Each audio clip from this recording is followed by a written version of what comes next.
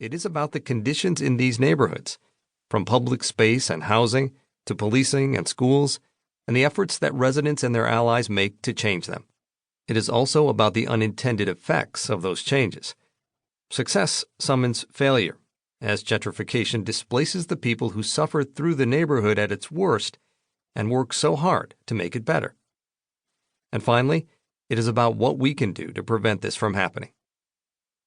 I write about neighborhoods rather than communities because people belong to many communities, but most of us live in only one place. In cities, we call that place a neighborhood. When we ask whether the place that people call home can be transformed but not destroyed, we are asking about their neighborhoods. This is particularly true in Providence, which is divided into 25 neighborhoods that define how residents describe where they live.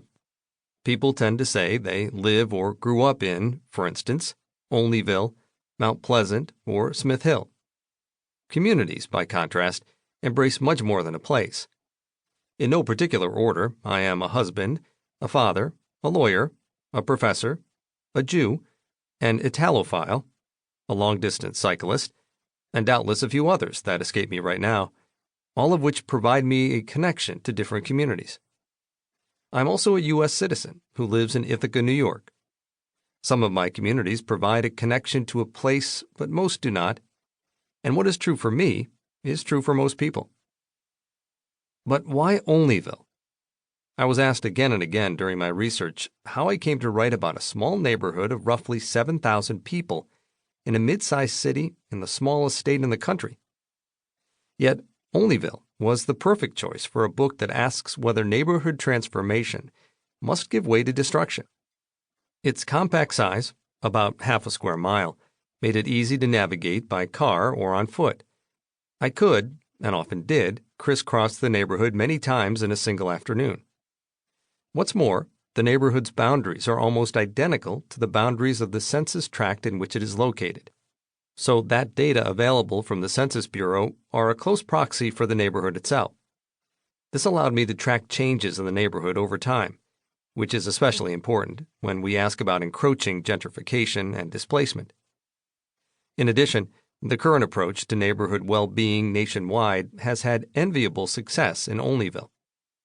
As a result, the neighborhood shows us not just the potential of the model, but its limits as well. If the current approach cannot save a distressed neighborhood, even when it works as well as can be hoped, what chance does it have as a nationwide strategy? Finally, and most importantly, Olneyville makes a perfect case study because the damage is not yet done. In many places, gentrification and displacement have advanced so far that talking about saving the low-income neighborhoods that once existed there is pointless. They have been destroyed. But these forces are still in their early stages in Olneyville. We still have time to make a difference. In this, Olneyville is again representative. Skyrocketing costs in New York, Boston, San Francisco, and Washington, D.C. have shifted the debate about gentrification and displacement into smaller cities that were once considered immune to the pressures of the back-to-the-city movement. Neighborhoods in places like Nashville, Durham, North Carolina, and Denver are the new battlegrounds. Unless we change course, that battle will be lost. Neighborhoods like Olneyville can transform themselves. The people who live there do not have to settle for boarded-up houses and broken lives, as if despair were a law of nature in a low-income neighborhood. Nor does positive change have to pave the way for low-income residents to be pushed out. Neighborhoods in this country can be safe, viable, and affordable.